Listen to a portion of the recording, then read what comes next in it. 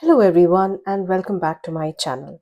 Today we will be creating our first Halloween project for this year using the Burlap Stencil, which is from the latest Fork and Farm Quokka's mini release. Now this is a fabulous release which has this beautiful burlap stencil and also has a Fork and Farm stamp and coordinating die set.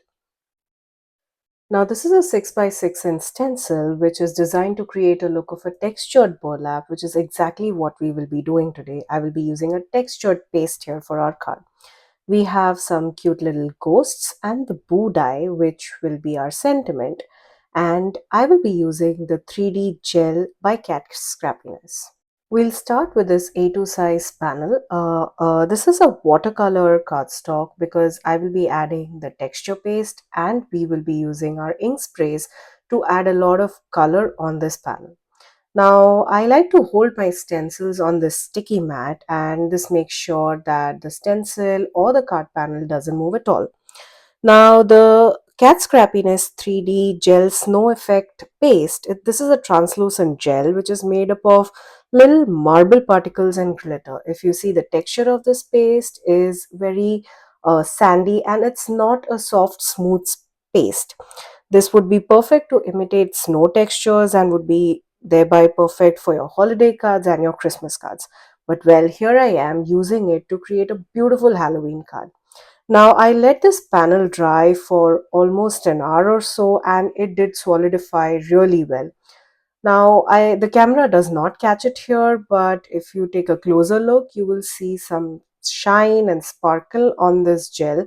And I really love the texture and how hard and solidified this gel paste was. Note that you could use this gel to create a texture and a 3D effect on paper, canvas, fabric, cardboard, wooden surfaces, and or any other primed surface. Now, it's after a really long time that I'm using sprays on my card panels. Usually, if I have a stencil, I would just go ahead and ink blend.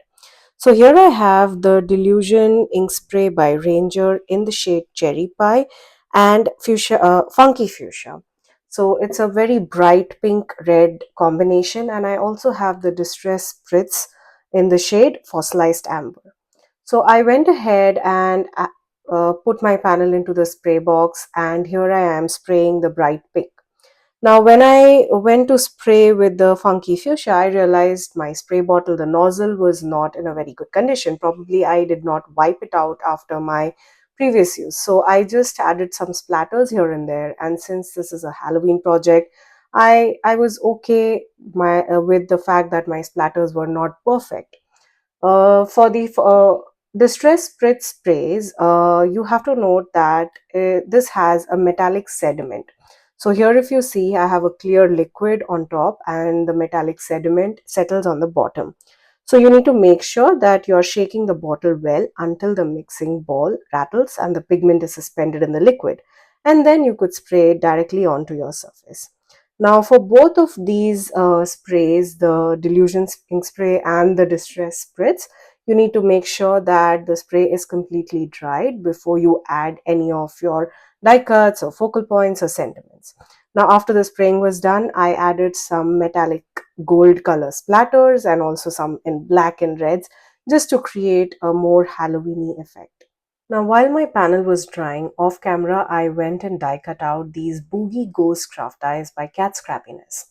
This is a super adorable die set consisting of 9 dies, including 5 ghosts and 4 cute little accessories. We have broom, we have a little lollipop, a bow or a bow tie, and a hat for our ghosts.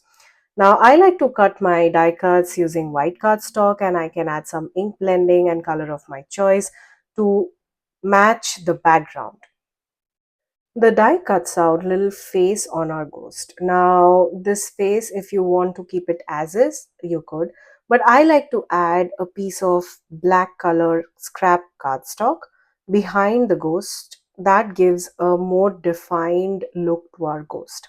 Now, for some shading, I added light grays on the ghost just to give a shadow effect and black for my hat. Now, like I mentioned earlier, we have 4 accessories in this die set. We have the broom, lollipop, bow or the bow tie, and the hat. Now I'll be using the hat and the broom here. The ghost here will be holding the broom, and I colored it using shades of brown. You could also cut out all of these die cuts using colored cardstock and add a little more detailed shading to it. But I like to use white cardstock and add color after all of the die cutting is done. Now that our focal point is ready, all we have to do is assemble the card. Here's a look at that finished panel. I love the texture on this card and all of that ink splatter. It's absolutely stunning. I love how the white ghost contrasts over this beautiful pink and red panel. Now to fix my ghost, I did use some foam tape, but it was not until later that I realized that the texture on that texture paste, it had a lot of grit on it. So along with the foam tape, I also added a strong liquid glue. The ghost easily came out even after the strong adhesion on the foam tape.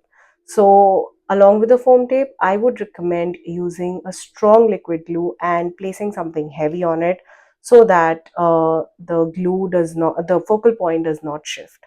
Now, once I adhered the focal point, I then cut out the spooky boo die and adhered it directly onto the card base and attached this panel onto a black side folding note card. Here's a look at the finished card. I am in absolute love with this technique. This burlap stencil is really versatile and I see myself using it for so many different projects. I hope you had fun watching the video and got inspired. All the supplies that I have used here will be linked down in the description box below. Also, visit my Instagram page where I have shared a number of projects using the stencil. I have done ink blending, there's a lot more texture paste, lots of fun and colors.